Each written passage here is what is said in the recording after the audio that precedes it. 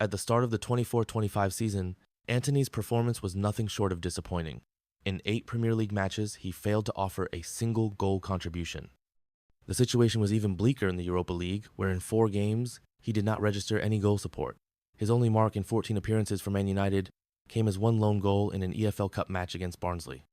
This came soon after what was easily his worst season at the club. Last season, Antony had not registered any goal contribution in the Premier League until the 31st matchday. He did not score his first goal until nearly the season's end, when he found the net against a team placed 19th on the 35th matchday. The club had invested an astronomical €95 million in him, making him the 11th most expensive Premier League player ever. In truth, the only moment that justified this price tag was during an epic performance against Liverpool in the FA Cup quarterfinal. His equalizer sparked a comeback that eventually led to Man United lifting the FA Cup. Yet aside from that rare highlight, Antony quickly became the laughingstock of the football world. Gradually, the narrative turned him into a meme with quips like 365 days in 1 year, or even calling him the GOAT. Even though the jokes were lighthearted, everyone could see that on the professional stage he was steadily derailing his career. Who in their right mind would want to sign someone with such a record? Just when it seemed that Antony had hit rock bottom and no hope remained, he proved every doubter wrong. In just a few weeks, he transformed into what may be one of the most insightful players on the planet. So what changed? How did Antony evolve from the most ridiculed player in football into a force that is helping his historically average club challenge for a Champions League spot next season? To provide some context, during the January transfer window, Manchester United decided for very obvious reasons to send Antony on loan to Real Betis. There he found himself under the guidance of former Man City boss Manuel Pellegrini. When he signed for Betis, there were even jokes that Antony would show the top players in La Liga who was the real boss. It was amusing at the time, but soon the joke became reality. In his first 3 La Liga matches, he earned man of the match honors every time. At the time of making this video, Antony had twice as many goal contributions as Vinny Jr. It was nothing short of astonishing. There began a phenomenon that people on the internet dubbed the Antony effect. His very presence seemed to lift his new club, sending them soaring up the La Liga table. Before his arrival, Real Betis languished in 12th place. Now they stand 6th in the league with a perfect record of 5 wins in their last 5 matches, rivaled only by Barcelona. Since Antony joined the club, they have lost only 1 match. In all likelihood, he might be the most valuable player in La Liga over the past 2 months. The team may even secure a Champions League or Europa League spot by the season's end, since they trail the team in 5th place by a single goal. But what truly changed? How did this Premier League outcast turn into a beast in La Liga? Did Antony finally mature as a player, or was it that Manchester United was simply cursed? When he played at United, he was known for slowing down the game and attempting stationary dribbles that made his moves predictable and easy to defend. Now at Betis, he has abandoned his trademark ball spin and the needless showboating.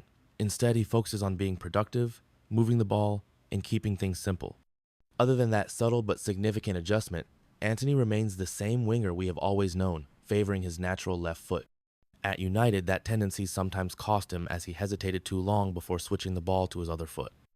Interestingly, in his goal against Celta Vigo in February, he quickly brought the ball back to his left foot before shooting.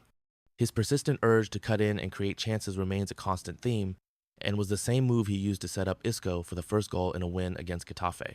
In essence, Antony is playing the game much like he always did, but now he looks far more calm and confident at Real Betis. So, what explains his sudden transformation?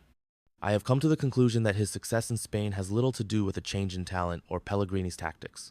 When asked about his improved form, Antony did not blame the difficulty of the Premier League. He credited the sunnier Spanish climate as a major factor, since he has never been fond of the gloomy winter weather in the United Kingdom. He feels far happier in the city of Seville than he ever did in Manchester. This is nothing new in football. South American players such as Neymar, R9, and Ronaldinho have all avoided the Premier League, preferring the vibrant atmosphere of Brazil or Spain over the dullness they found in England. One notable case was Angel Di Maria, whose disastrous move to United in 2014 later appeared to be linked to his dislike for the English climate.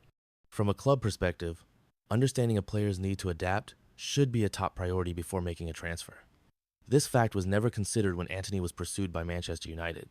Erik ten Hag had set his sights on him but originally preferred to sign another former player, Frankie de Jong. De Jong made it clear that he was not interested in a move to United, partly due to the dreary English climate. Some may point out that Antony had played in the Netherlands, where it is not exactly warm and sunny, yet here he is proving the skeptics wrong with his stellar performance. Apart from reducing his showboating, it appears that mental hurdles may have been the true barrier at United. Ruben Amorim suggested that the physical nature of the Premier League contributed to Antony's struggles at Old Trafford. It is true that the league is faster and more physical than other competitions, and Antony is not the quickest or the strongest when facing defenders. Yet some players thrive in different settings. Another theory is that Manchester United suffers from a cursed club culture. Since the departure of Sir Alex Ferguson, the club has spent around £1.6 billion on transfers without much success. One disappointing signing followed another, hinting at deeper issues in the club's philosophy and management. This may explain why some players fail at United only to flourish elsewhere. Former players such as Scott McTominay and David De Gea are now excelling in Italy after their rejection by United. History has shown that a change of scenery can reignite a player. Consider Mohamed Salah and Kevin De Bruyne, who, after struggling at Chelsea, became legends in the Premier League. Similarly, Martin Ødegaard did not fit at Real Madrid until a move to Arsenal transformed him into a player of class. Every player faces low points in their career. For a footballer to bounce back from rock bottom shows true strength, and that resilience earns respect. Credit must be given to Antony. At one point, it looked as if he was destined for a transfer to Saudi Arabia or a return to the Brazilian league. But fate had other plans. The same player written off at United is now proving the world wrong. Perhaps he was never the problem aside from his excessive showboating. Perhaps the right environment and the right mentality were all he needed. So, is Antony truly a flop, or is his current form simply a mirage? In your opinion, is Manchester United to blame for his struggles? Share your thoughts in the comments.